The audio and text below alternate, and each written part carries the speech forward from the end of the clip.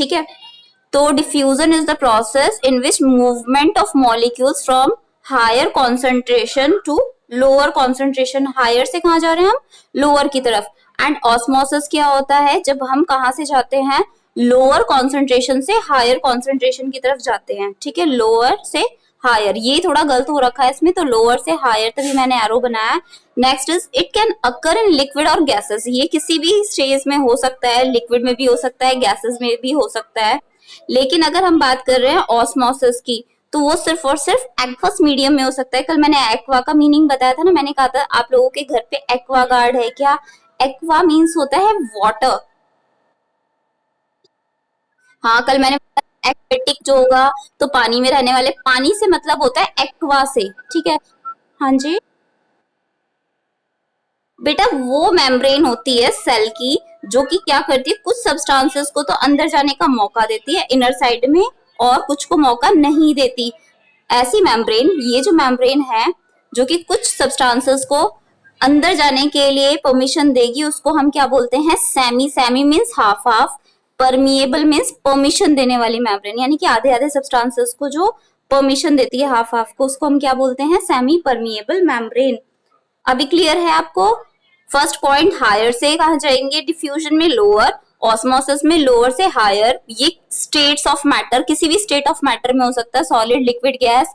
और ऑस्मोसिस सिर्फ हमारा लिक्विड में हो सकता है। दूसरा, डिफ्यूजन में हमें कोई सेमी परमिएबल मेम्ब्रेन की जरूरत नहीं थी, जबकि हम अगर कहें तो ऑस्मोसिस में हमें, मैंने आपको किशमिश का एग्जांपल दिया था, जो किशमिश के ऊपर की मेम्ब्रेन होती है वो भी सेमी परमिएबल मेम्ब्रेन होती है। फिर मैंने कल आपको ये भी बताया था कि सेल के ऊपर, बच्चों जी, सेल के ऊपर एक और मेम्ब्रेन होती है, कुछ इस तरह की मेम्ब्रेन होती है, सिर्फ और सिर्फ प्लांट सेल्स में, सिर्फ प्लांट्स में होती है। उसको हम क्या बोलते हैं, सेल वॉल। क्या कहलाती है बच्चों, हमारे बच्चों, नन्नो नन्नो जल्दी सुन लो, वो कहलाएगी सेल वॉल, ठीक है। अब ये जो सेल वॉल होती है, ये प्लाज्मा मेम्ब्रेन के बाहर की कवरिंग होती है। पहले हमने प्लाज्मा मेम्ब्रेन पढ़ी है ना, उसके भी बाहर एक मेम्ब्रेन होती है जो सिर्फ प्लांट्स में होती है, जो इसको क्या देती है, रिजिडिटी, हार्डनेस देती है। किसको हार्डनेस देगी, वो प्लांट्स को। It is made up of cellulose in plants. मैंने आपसे कहा था कि इनके बाद आप इसे प्लांट्स लिख लेना। सेल्यूलोज की तो होगी ये, आपको क्लियर आ रही है। सेल्यूलोज की तो होगी प्लांट्स में, और काइटिन की किस में होती है, ये फंगी में। किस में होती है, काइटिन की फंगस में। फंगी जो फुई होती है उसके अंदर ये होती है काइटिन। काइटिन एक चीज होती है, एक सब्सटेंस होता है, वैक्सी लाइक, वैक्स लाइक सब्सटेंस होता है, ठीक है, जैसे सेल्यूलोज होता है उसी तरह से, ठीक है। हाँ जी, रिजिड मीन्स होता है हार्ड। देखो, मैंने आपसे कल एक बात कही थी कि जो प्लांट्स होते हैं वो किस वजह से हार्ड होते हैं, क्या उनमें कोई हड्डी होती है, कोई बोन होती है, नहीं ना। तो वो सीधे कैसे खड़े हैं बच्चों, वो खड़े हैं, उनके सेल के बाहर एक मेम्ब्रेन है जो सेल वॉल, उसकी वजह से वो स्ट्रेट रहते हैं, वो प्रोवाइड करती है उनको स्ट्रेंथ, हार्डनेस। ये सिर्फ प्लांट्स में ही होती है सेल वॉल, और किसी में नहीं होती। हमारे सेल के अंदर सेल वॉल नहीं होती, हमारा बस प्लाज्मा मेम्ब्रेन अकेली होती है। जबकि प्लाज्मा जो हमारी, देखो फंगी है एक, फंगी कुछ इस तरह से होती है, फुई, ठीक है, अगर फुई को देखो कुछ इस तरह से होगी। इसके ऊपर भी एक सेल वॉल होती है, फुई के ऊपर भी क्या होगी, एक सेल वॉल होगी कुछ इस तरह से। और ये सेल वॉल किसकी बनी होती है, फुई में ये बनी होती है काइटिन की, ठीक है। काइटिन जो कि, जिसकी वजह से फुई हमारी पानी के अंदर मॉइस्चराइज वाली जगह पे रहती है, ठीक है, पानी वाली जगह पे कैसे रह सकती है फुई, क्योंकि उसके ऊपर काइटिन की लेयर है जो कि उसे स्ट्रेंथ दे रही है। यहां तक आपको क्लियर हो गया, क्लियर एवरीथिंग। हाँ जी, चलिए नेक्स्ट मैंने आपसे कहा था प्लाज्मोलाइसिस, मोस्ट इंपॉर्टेंट है प्लाज्मोलाइसिस।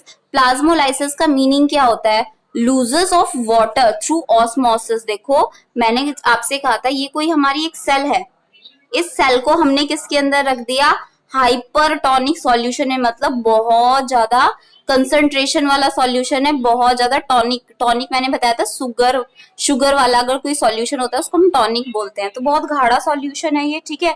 जब इसमें हम सेल को रखेंगे तो यहाँ पर क्या होगी, ऑस्मोसिस। मैंने आपको बहुत पहले कहा था कि ऑस्मोसिस का मतलब है कि हम लोअर से कहाँ जाएंगे बच्चों, हाई की तरफ जाएंगे। और मैंने कहा कि गाढ़ापन कहाँ है, बाहर है बहुत ज्यादा गाढ़ापन, और जबकि सेल कैसी है हमारी, वो हमारी बहुत कम कंसंट्रेटेड है। सेल कैसी है बच्चों, बहुत कम कंसंट्रेशन है सेल के अंदर। तो क्या होगा, इसमें से मूवमेंट होगा पानी का बाहर की ओर। पानी का क्या होगा, क्योंकि साइटोप्लाज्म में भी तो वाटर ही होता है, तो पानी का मूवमेंट क्या होगा, बाहर होगा।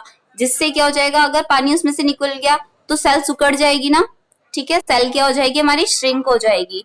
और इसी को ही हम क्या बोल देंगे, plasmolysis, the breakdown of plasma. Plasma से पानी का बाहर निकल जाना और सेल का कॉन्ट्रैक्ट हो जाना क्या कहलाएगा, प्लाज्मोलाइसिस।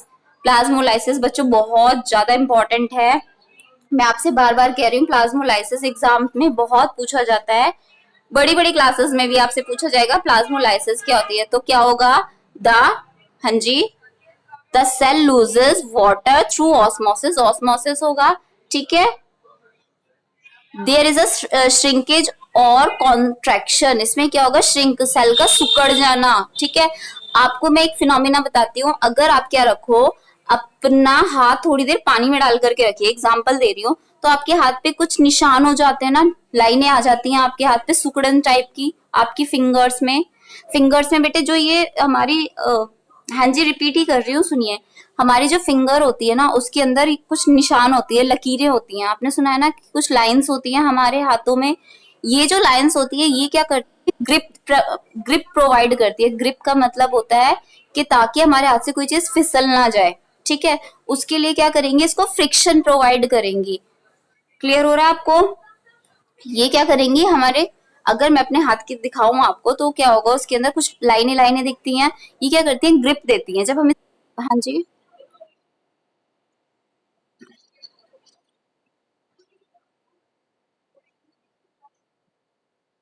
हाँ जी, हाँ जी, कुछ इसी तरह का।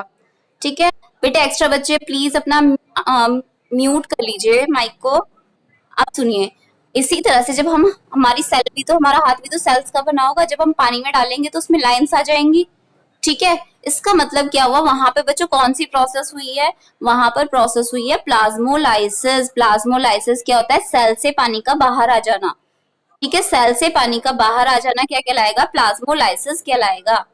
क्लियर आपको, ये था प्लाज्मोलाइसिस। उसके बाद मैंने कहा था कि हमारी सेल के 3 कंपोनेंट्स होते हैं। कौन कौन से कंपोनेंट्स होते हैं सेल के, प्लाज्मा मेम्ब्रेन, हमने अभी पढ़ा था। मैम आपकी वॉइस नहीं आ रही है। देखो बच्चों, पहला कौन सा था, प्लाज्मा मेम्ब्रेन। प्लाज्मा मेम्ब्रेन के साथ, हाँ जी, cytoplasm and nucleus, very good, जो भी बच्चा है बहुत प्यारा बच्चा है। सुनिए फिर से, plasma membrane, nucleus and cytoplasm. अब हम सेकंड कंपोनेंट पे आते हैं। सेकंड कंपोनेंट कौन सा है हमारा, न्यूक्लियस। बच्चों, सेल के अंदर एक राउंड और स्फेरिकल शेप की स्ट्रक्चर होती है, इसे हम क्या बोलते हैं, न्यूक्लियस। उसको हम क्या बोलने वाले हैं, न्यूक्लियस। न्यूक्लियस का डायग्राम हाँ जी ऐसे ही बनेगा पेपर में, बहुत इजी सा डायग्राम है, टाइम पास डायग्राम है, कुछ कुछ इस तरह का। ठीक है, ये जो होती है डबल लेयर स्ट्रक्चर होती है, कल मैंने आपको बताई भी थी कि कैसी स्ट्रक्चर होती है हमारी, डबल लेयर स्ट्रक्चर होती है। इस स्ट्रक्चर को हम क्या बोलते हैं, plasma membrane. This structure is called plasma membrane. जो न्यूक्लियस की मेम्ब्रेन होती है उसको हम क्या बोलते हैं, प्लाज्मा मेम्ब्रेन। और ये कितनी मेम्ब्रेन्स होती है मेरे बच्चों, 2 मेम्ब्रेन, फर्स्ट और सेकंड 2 मेम्ब्रेन्स होती हैं।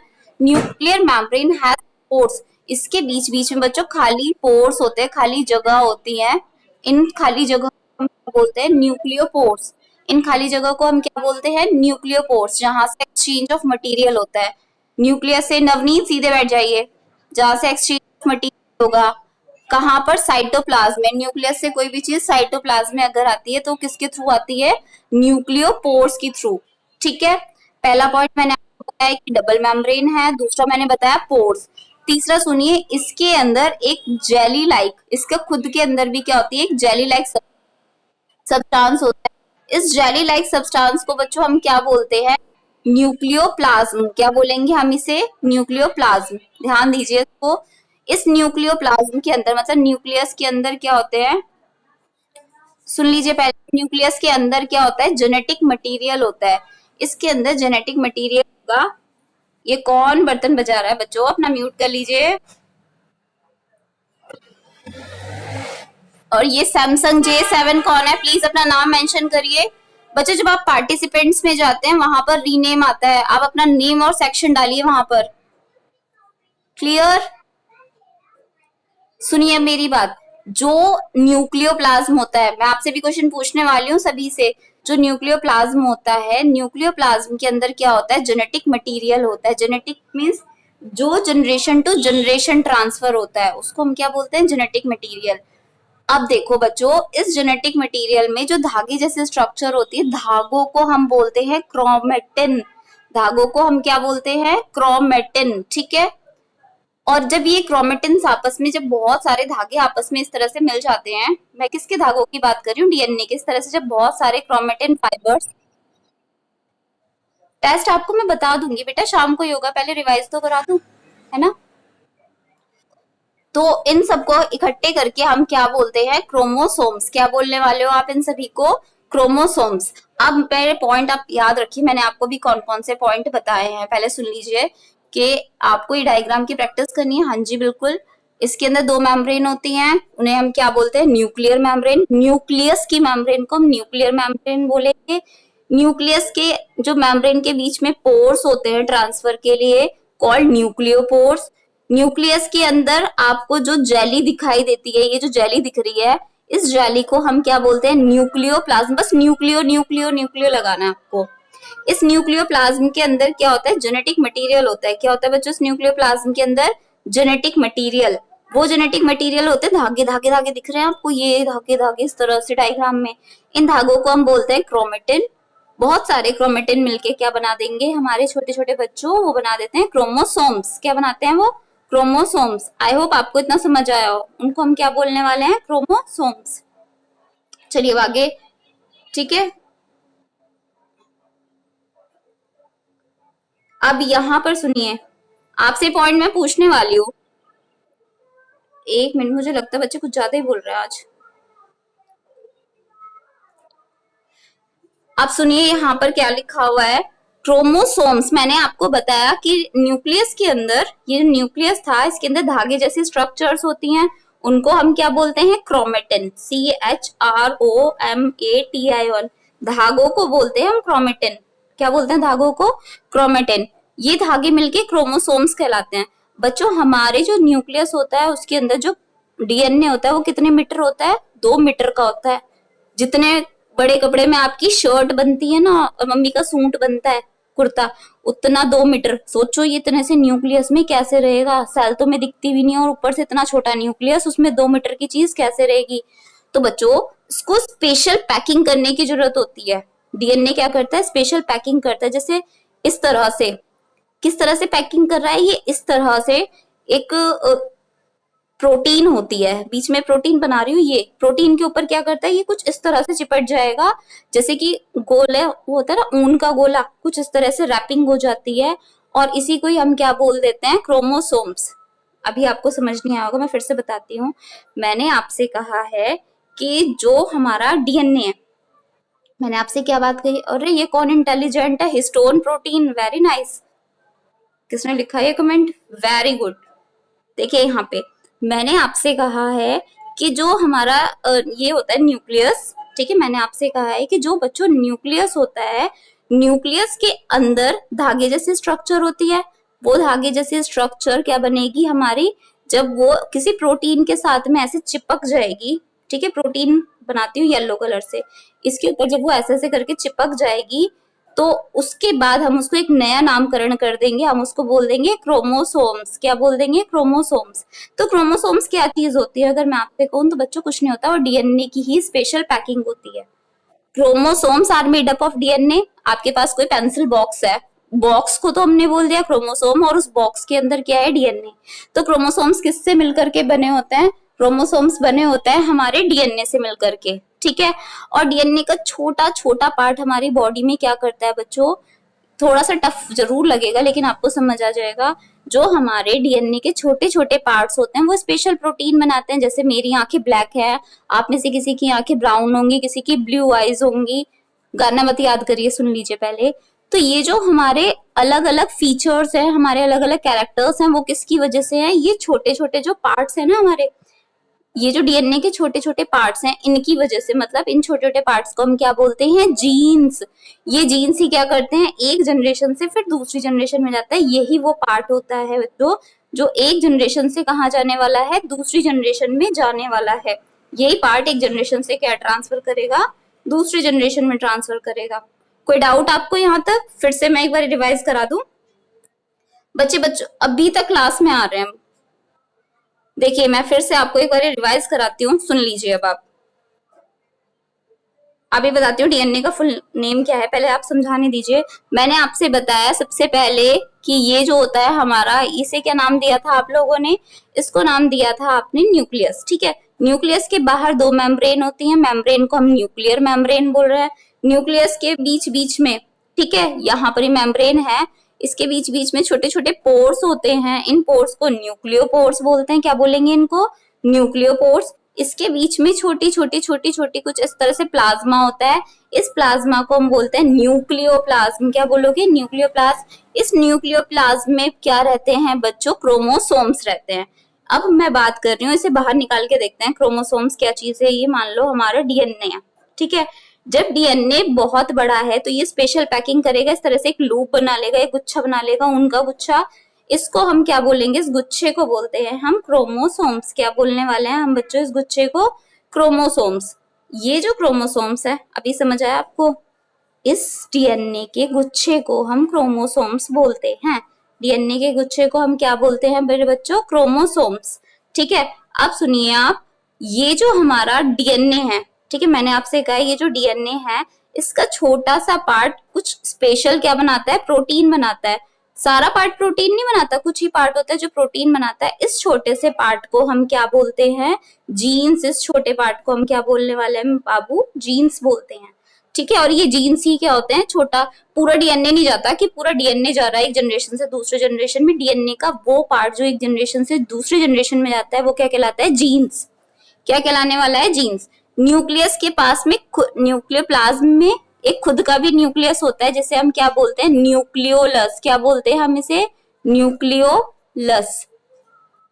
ठीक है, इसको हम क्या बोलते हैं? न्यूक्लियोलस। आपको यहां तक कोई दिक्कत हो तो बताइए। देखिए आगे, आगे इसमें लिखा हुआ है न्यूक्लियस ऑल्सो कंटेन्स आरएनए। ये जो हमारा न्यूक्लियस है, इसके अंदर क्या होता है कि डीएनए भी होता है और इसके अंदर आरएनए भी होता है। आरएनए की फुल फॉर्म है राइबो न्यूक्लिक एसिड। क्योंकि न्यूक्लियस में है ना ये वाला एसिड, तो न्यूक्लियस में मिलने वाले एसिड को हम क्या बोलते हैं? Nucleic acid. और राइबो का मतलब होता है राइबोस शुगर। क्या मतलब होता है राइबो का? राइबोस, जैसे ग्लूकोज, फ्रक्टोज, इस तरह से हम क्या बोलते हैं इसको? Ribose sugar. और डीएनए के अंदर ये जो शुगर होती है उसे हम बोलते हैं डीऑक्सी, मतलब उसके अंदर ऑक्सीजन नहीं है, तो मतलब क्या हो गया उसका? Deoxy ribose sugar. क्या आपको इतना समझ आया? Drop your message in inbox. Nucleus is most important. Drop your message. Ayush, इच्छा, ओके जी, ओके गाइज। नेक्स्ट सुनिए अब, मैम डीएनए की फुल फॉर्म क्या होती है? सुनिए अब, देखो डीएनए की फुल फॉर्म हमारी क्या होगी? डीएनए का मतलब क्या होता है? Deoxy ribo nucleic acid. DNA means क्या हो गया है? Deoxy. Nucleic acid means nucleus में मिलने वाली एसिड को हम न्यूक्लिक एसिड बोलते हैं। और डी का मतलब है डीऑक्सी, तो यही फुल फॉर्म हो गई ना इसकी, डीऑक्सी न्यूक्लिक एसिड। क्या बोलते हैं हम इसको? डीऑक्सी, यानी कि इसमें से ऑक्सीजन का रिमूवल हो गया है। और आरएनए को हम क्या बोलेंगे अब? डीऑक्सी न्यूक्लिक एसिड तो डीएनए का हो गया। आरएनए की फुल फॉर्म क्या होगी फिर? Ribo, RIBO। Ribo means ribose sugar है इसमें, ribo nucleic acid, deoxy ribo nucleic acid and ribose nucleic acid. ठीक है, आगे देखिए, अब आगे इसके अंदर क्या है? Functions of nucleus. अब न्यूक्लियस क्या क्या काम करता है? इसे हम कंट्रोल सेंटर बोलते हैं, यानी कि brain of the cell, principal of the cell. Cell का जो प्रिंसिपल है वो कौन है हमारा? वो न्यूक्लियस है, ब्रेन है उसका। अगर न्यूक्लियस में कोई कमी आ जाएगी तो वो सेल हमारी फिर खराब ही है। It plays an important role in cellular respiration. ये रेस्पिरेशन है बच्चों, फिर से दूसरी गलती, रिप्रोडक्शन नहीं है, ये रेस्पिरेशन है, रेस्पायरेशन। आप याद रखिएगा जब नोट्स बनाओगे ये सारी चीजें, ठीक है। It determines heredity through genes. ये क्या करती है, जीन्स को एक जनरेशन से दूसरे जनरेशन में भेजती है। कौन जाता है और एक जनरेशन से दूसरे जनरेशन में, वो कौन सा मटेरियल होता है, डीएनए। हेरिडिटी यूनिट कौन सी होती है, जीन्स। क्या जाता है डीएनए का, कौन सा पार्ट होता है, कौन सी यूनिट होती है, तो होता है जीन्स। क्लियर आपको? फिर से मैं आपको बता देना चाहती हूँ, देखो बच्चों, सबसे पहला पॉइंट क्या हो गया न्यूक्लियस का, कि न्यूक्लियस को हम कंट्रोल बोलते हैं, ठीक है, कंट्रोल सेंटर है सेल का, इंपॉर्टेंट रोल प्ले करता है सेल्यूलर रेस्पिरेशन। रेस्पिरेशन मैं आपको बताऊंगी आगे क्या होता है, ठीक है। ये ही क्या करता है, एक जनरेशन से दूसरे जनरेशन में कैरेक्टर्स को भेजता है। और कौन जाता है एक जनरेशन से दूसरे जनरेशन में, जीन्स, ठीक है। Next is nucleus is absent in mature. मैंने आपको पहले ही बताया था कि जो हमारी आरबीसी होती है, रेड ब्लड सेल्स होती है, उसके अंदर हमारी जो, देखो ये आरबीसी, ठीक है, ये जो न्यूक्लियस है, अगर मैं आरबीसी का डायग्राम बनाऊं तो आरबीसी का डायग्राम रेड से ही बनाती हूँ। देखिए आप, आरबीसी का डायग्राम बना रही हूँ मैं, कुछ इस तरह का है, ठीक है, बाइकॉनकेव, ये डंबल शेप जैसे होता है। ये नॉर्मल सेल है, ये आरबीसी है, red blood cell. Red blood cell में न्यूक्लियस नहीं होता, क्यों नहीं होता, फिर ये तो बेकार सेल है। नहीं भाई, इसको क्या करना है, इसको अपने साथ में यहाँ से उठा करके लेके जाती है। किसको उठा उठा के लेके जाएगी, सब्सटेंसेस को। जैसे कि आपको पता है ना, ब्लड ट्रांसपोर्ट करता है, गैसेस को ट्रांसपोर्ट करता है, ऑक्सीजन को ट्रांसपोर्ट करता है। तो इसके पास खाली जगह हो, न्यूक्लियस अधिकतर जगह घेर लेता है, खाली जगह हो उसके लिए क्या करती है, उसके लिए वेकेंट रहने के लिए, ज्यादा जगह रखने के लिए इसके पास न्यूक्लियस नहीं होता, ठीक है। आगे बताऊंगी, इनके पॉइंट्स आपको समझ आ जाएंगे। बस आप ये रखिए, आरबीसी में न्यूक्लियस नहीं होता। ममेलिया होता है जो अपने बच्चों को दूध पिलाते हैं, जैसे कि ह्यूमन बींग्स हो गए, कुत्ता बिल्ली, इनको हम बोलते हैं ममेलियन, जिनकी ममेरी ग्लैंड्स होती हैं। On the basis of nuclear membrane, cells are of two types. Nuclear membrane है या न्यूक्लियर मेम्ब्रेन नहीं है, इसके अकॉर्डिंग सेल्स कितनी होती हैं, दो तरह की होती है। एक यूकैरियोटिक होती है और दूसरी क्या होती है, प्रोकैरियोटिक। ये बात मैंने आपको स्टार्टिंग में समझाई थी। यूकैरियोटिक होती है जिसमें ये कोई सेल है, इसमें न्यूक्लियस नहीं दिख रहा आपको, ये सेल है और इसमें न्यूक्लियर मेम्ब्रेन दिख रही है, दोनों में डिफरेंस समझ आया। तो ये होगी हमारी प्रोकैरियोटिक, ये वाली। और जिसके अंदर न्यूक्लियस मेम्ब्रेन होती है वो हमारी कौन सी होती है, यू मैंने ट्रू, ठीक है, कैरियोटिक, यानी कि इसके पास न्यूक्लियस है। अब हम आते हैं थर्ड कंपोनेंट के पास, ठीक है। Third component is cytoplasm. Third component of cell is cytoplasm. The fluid the fluid content inside plasm membrane is cytoplasm. Jelly like substance कौन सा होता है बच्चों, cytoplasm. It is working as a medium for transport of many substances. आपको पता है ये क्या कर रहा है, हमारा ट्रांसपोर्ट करता रहता है सब्सटेंसेस को, साइटोप्लाज्म जेली जो होती है अंदर इसके, ठीक है। अगर मुझसे अब किसी ने टेस्ट के बारे में पूछा तो उसकी पिटाई हो जाएगी। आप क्लास में ध्यान दीजिए, यहाँ पे ये न्यूक्लियस है और इसके बाहर क्या होता है, यहाँ पे साइटोप्लाज्म है। अब हम साइटोप्लाज्म के बारे में पढ़ेंगे। The fluid content inside plasm membrane is cytoplasm. Cytoplasm क्या करेगा, ट्रांसपोर्ट करेगा बहुत सारे सब्सटेंसेस। और बच्चों साइटोप्लाज्म में इसमें एक चीज मिसिंग है, इसके पास बहुत सारे एंजाइम्स होते हैं जो कि क्या करते हैं, हमारी बॉडी के अंदर बहुत सारे फंक्शंस करेंगे, ठीक है। जितनी भी हमारी बॉडी के अंदर रिएक्शंस होंगी, जितनी भी हमारी बॉडी के अंदर रिएक्शंस होती हैं वो सब किस में होंगी, साइटोप्लाज्म। हमारी बॉडी के अंदर आपने पढ़ा होगा रिएक्शंस, एक तो होती है ग्लूकोज की टूटने की, आपने छोटी क्लासेस में पढ़ा होगा, C6H12O6 प्लस O2, ठीक है, ऑक्सीजन। जब ये आई तो कार्बन डाइऑक्साइड बनती है, वाटर बनता है और एनर्जी बनती है।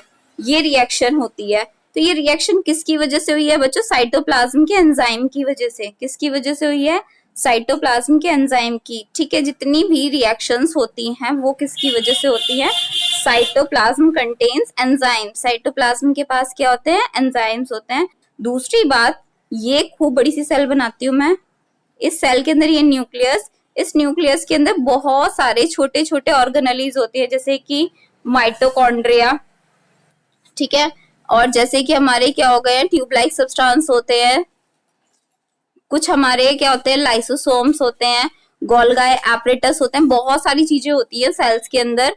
तो इन सब चीजों को हम क्या बोलते हैं, सेल ऑर्गेनेलीज। जो साइटोप्लाज्म में छोटे छोटे ऑर्गन्स होते हैं उन्हें हम क्या बोलते हैं, सेल ऑर्गेनेलीज। क्या बोलते हैं उनको हम, सेल ऑर्गेनेलीज। देखो बच्चों, एक होता है ऑर्गन, एक होता है ऑर्गेनेलीज। ऑर्गेनेलीज, मैं आपसे पूछूं आपके ऑर्गन कौन कौन से हैं, आप एक सेकंड में बताओगे, हाथ, आंख, नाक, मुंह, ठीक है, यही बताते हो आप लोग ऑर्गन्स।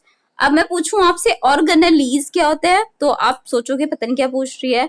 तो जो ऑर्गन से भी स्मॉल ऑर्गन्स होते हैं जो कि सेल के अंदर होते हैं, जैसे कि माइटोकॉन्ड्रिया, साइटोप्लाज्मिक रेटिकुलम, ठीक है, endoplasmic reticulum, lipids, vacuoles, lipids कहाँ से आ गया मेरे, ठीक है, इन सबको हम क्या बोलने वाले हैं, इन सबको बोलते हैं हम ऑर्गेनेलीज।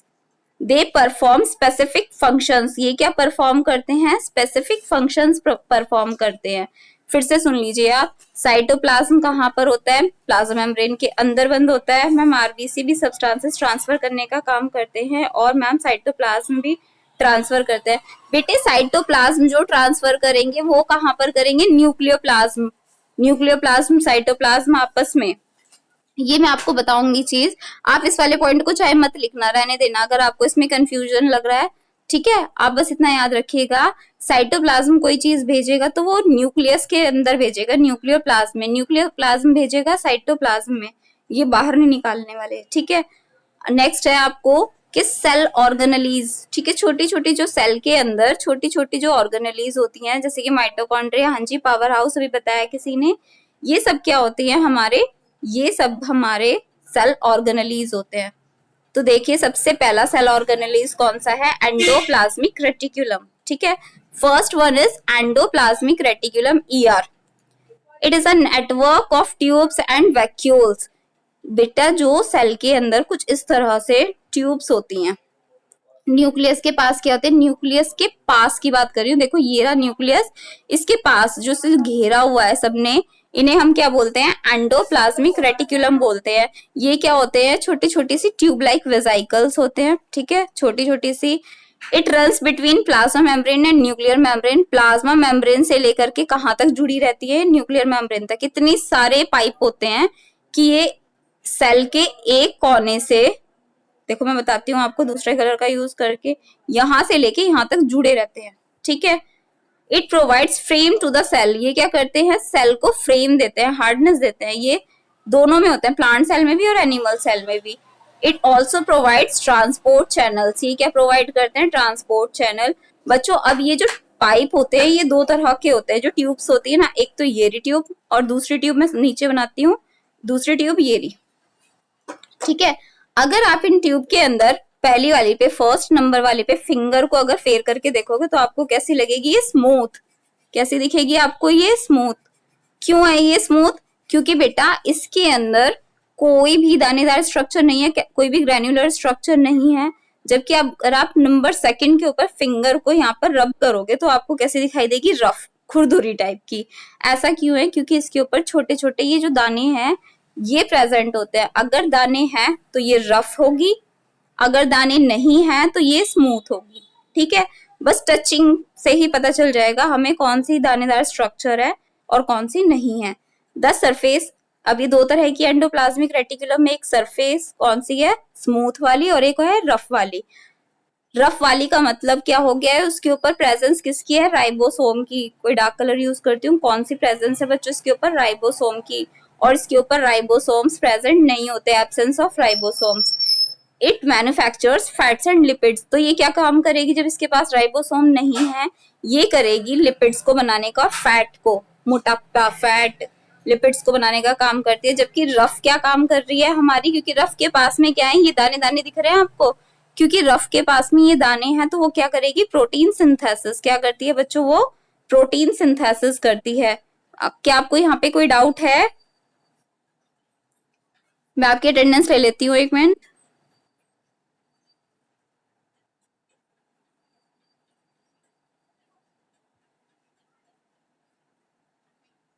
अगर कोई डाउट है तो आप मुझसे किसी भी टाइम पूछ सकते हैं। ठीक है, अब मैं आपसे क्वेश्चन पूछूंगी, आपके लिए मैं टेस्ट सेंड करूंगी 4 बजे पूरे। छोटे छोटे से क्वेश्चन होंगे, उन क्वेश्चंस को करने के बाद आप मेरे नंबर पर वो सेंड करेंगे। ओके हाँ जी गाइस, कोई दिक्कत हो तो आप मुझसे पूछ सकते हैं। आज के लिए इतना ही। मैम थर्ड पॉइंट का है।